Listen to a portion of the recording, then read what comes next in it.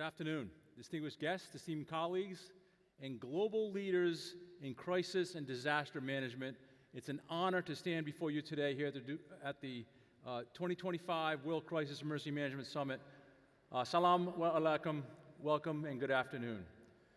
This summit is a powerful example of global cooperation, something that is increasingly important to our world. As we gather here today, we are reminded that disasters and crisis know no boundaries.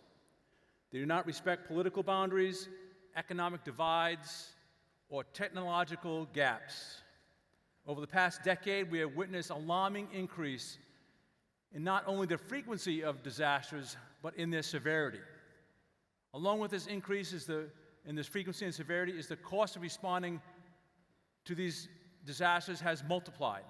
It doesn't matter if the disasters are natural, such as hurricanes or wildfires, or human-made like pandemics or cyber threats or geopolitical conflicts. The harsh reality is that no single country or agency can tackle these challenges alone. Consider this. Over the past decade, the world has experienced a 40% increase in the number of disasters. According to the UN, climate-related disasters alone have caused $3 trillion in economic losses since 2010. But the real cost cannot be measured solely in dollars. It's measured in the lives disrupted, the communities displaced, and the trust that erodes when responses are slow, fragmented, or ineffective.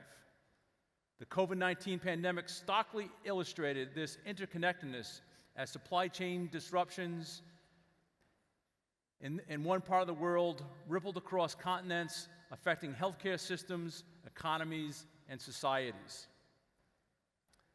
Global cooperation is no longer a luxury. It is an absolute necessity.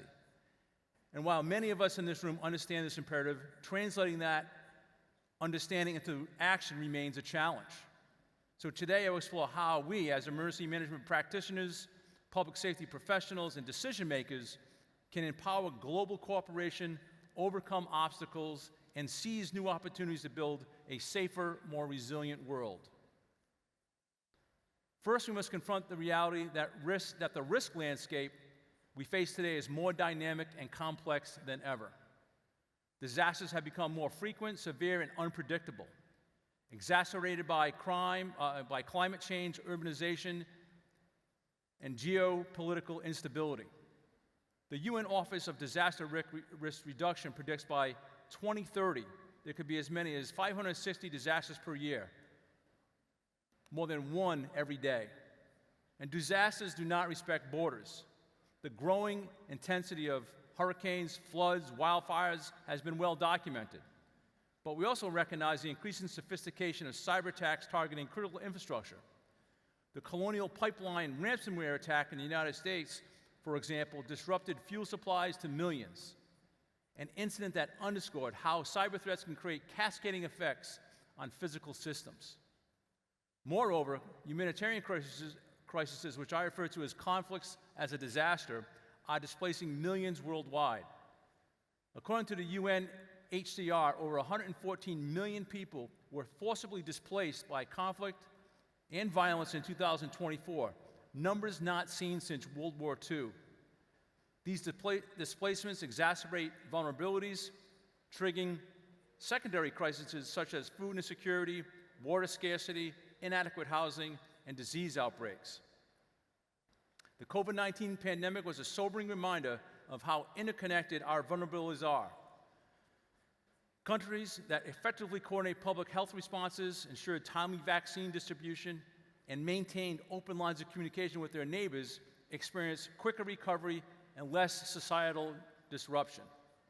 On the other hand, nations that acted in isolation or delayed cooperation struggled to contain the pandemic's impact.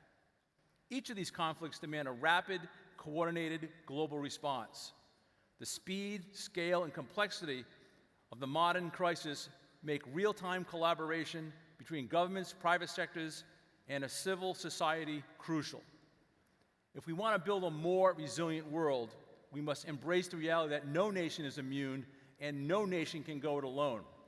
Our success depends on recognizing these evolving risks and forging stronger bonds of cooperation across sectors and borders. As emergency management practitioners, we serve as the vital bridge between governments, local responders, and the international community. We are on the front lines, and our role in global cooperation is indispensable. We coordinate international assistance and ensure that external aid is integrated seamlessly into national disaster response frameworks. We are uniquely positioned to ensure that aid reaches those who need it the most. But our roles extend far beyond simply coordinating resources. We have a responsibility to standardize protocols and harmonize response procedures across nations. Without alignment on basic operational standards, international aid efforts risk becoming fragmented and ineffective. For example, in 2010, the Haiti earthquake saw a response of over 1,000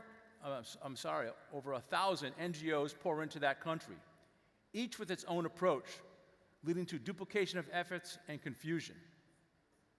Standardizing disaster response protocols can prevent such chaos, ensuring that resources are used effectively. In addition, we play a critical role in fostering information sharing. Timely and accurate data can be the difference between life and death in a disaster. By leveraging global networks, we can exchange best practices, real-time data, and situational awareness to optimize decision-making and response efforts. The Pacific Disaster Center's Global Hazards Atlas, for instance, has enabled nations to share critical data during typhoons and other natural disasters, improving preparedness and response times. Moreover, we must take on the mantle of capacity building. Many nations, particularly those in the global south, lack the resources and expertise to develop robust disaster management systems. Our role is not just to respond to crises, but to empower nations to develop their own disaster preparedness capabilities. Through joint training programs, knowledge transfer, and sustained partnerships, we can create a more resilient global system where every nation has the capacity to protect its citizens. Despite the critical need for global cooperation, we face significant barriers that hinder that progress. Many of these challenges are deeply entrenched, requiring just not technical solutions, but also shifts in political will and institutional culture. Political and bureaucratic hurdles remain the most formidable obstacles. National sovereignty, while essential, can sometimes impede cross-border collaboration. The fear of compromising autonomy often results in delayed agreements, slowing down critical response efforts. For example, during the 2004 Indian Ocean tsunami, delays in granting landing rights to international relief flights led to avoidable delays in delivering life-saving aid. Technology and communication gaps further complicate global cooperation. Different countries operate on different systems, making interoperability between disaster management platforms a significant challenge. Without seamless communication systems, coordination becomes sluggish and prone to error, especially during complex multi-nation responses. Resource disparities between nations create additional challenges. Wealthier nations have access to advanced technologies, sophisticated supply chains, and vast resources, while many developing countries struggle to meet basic response disaster needs. This imbalance limits the effectiveness of joint initiatives and perpetuates inequities in disaster outcomes. And finally, there's often a reluctance to share critical disaster intelligence due to national security concerns. Cyber threats, for instance, demand immediate global alerts, yet governments and corporations alike hesitate to disclose vulnerabilities, allowing crises to escalate unchecked. Building trust and establishing secure channels for information exchange will be key to overcoming this reluctance. All these barriers make coordinating an effective international response a serious challenge. Increasing our use of technology, strengthening partnerships, and creating an international framework are key opportunities we seek to build a more resilient world. Despite these challenges, we stand at a pivotal moment where emerging opportunities can significantly enhance global cooperation in disaster management. Advances in technology offer unprecedented capabilities. AI-powered disaster prediction models can now analyze vast data sets to anticipate hurricanes, flood, and even disease outbreaks with remarkable accuracy.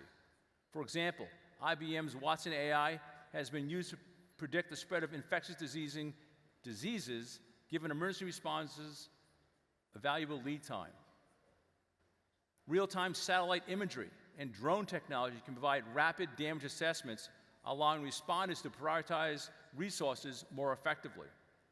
Digital platforms like Google's Crisis Map enable real-time coordination across borders, providing a crucial tool for responding to crisis. Strategic partnerships also hold immense potential. Expanding collaborations with UN agencies such as the United Nations Office for the Coordination of Humanitarian Affairs, OCHA, and the World Health Organization, as well as bodies like the African Union, can create a robust global network that mobilizes resources quickly and efficiently. The EU's civil protection mechanism has already been demonstrated that it has the power of a coordinated response efforts, rapidly deploying aid and expertise across member states during disasters. And finally, there is also an urgent need to develop a global emergency response playbook. Having an international framework for standardizing training, response coordination, and mutual aid agreements would be invaluable. This playbook could be inspired by NATO's disaster response protocols and adapted for civilian emergencies. Public-private partnerships are another avenue for collaboration.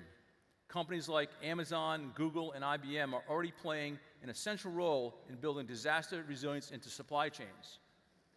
IBM's Call for Code initiative, for instance, applies technology solutions to disaster relief, enabling faster and more efficient responses.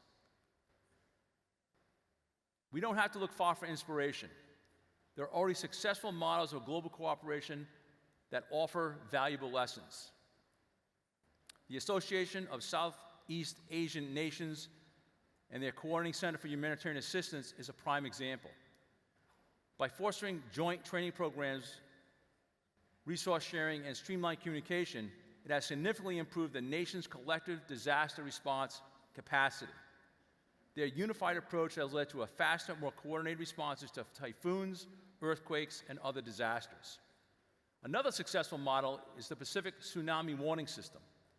Through real-time cross-border alerts and coordinated evacuation protocols, this system has saved thousands of lives in the Pacific region. The system's success highlights the importance of decentralized decision-making, empowering local actors to take swift action. These models underscore key principles: agility and adaptability in response efforts, decentralized decision-making to empower local actors, and shared data platforms that enhance situational awareness and resource allocation. Incorporating these best practices into global management frameworks can exponentially improve our ability to respond to crises effectively. So, where do we go from here? How do you enhance global coordination in the future? First, we must invest in cross-border training programs and joint simulations. When emergency responders from multiple nations train together, they build trust, improve interoperability, and enhance their ability to operate seamlessly in real-world scenarios.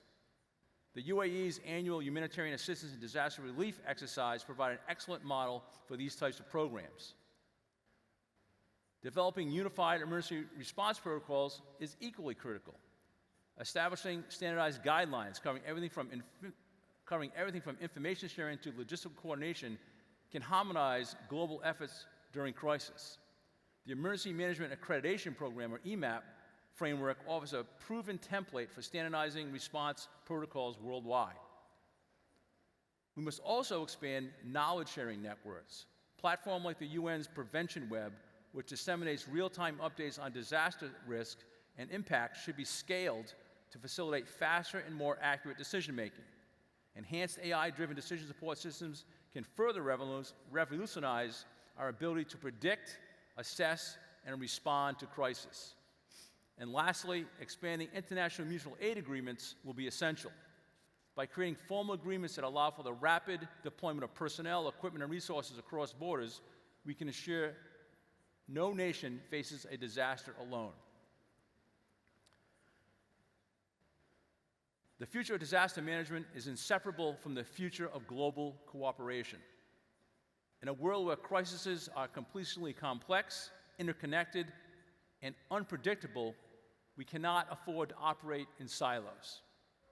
Despite the political, technological, and institutional barriers we face, there is a clear path forward.